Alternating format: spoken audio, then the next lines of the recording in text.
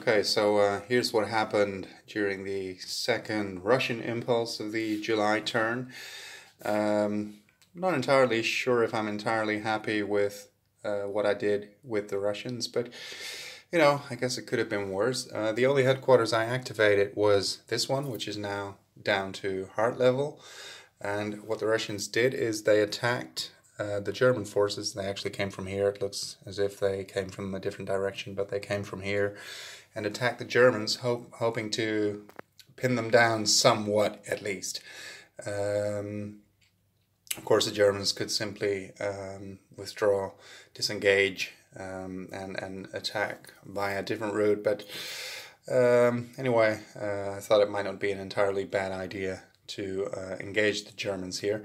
The Russians suffered 2 hits, but inflicted one on one of the German tank units as well, and it was a red unit which had to be reduced by 1 step, which actually meant that it's now down to 3 steps, but they're white now.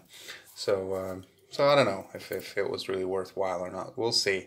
The only thing is that the headquarters is quite exposed now because these German units could go around it and engage it. The good news for the Russians is if they do engage it, it will simply be destroyed, likely. And but if it's destroyed, it will go back into the drawback, and it could reappear. I do suppose it will be difficult for the Germans to actually put it out of supply, which would be a bigger problem because it would never come back.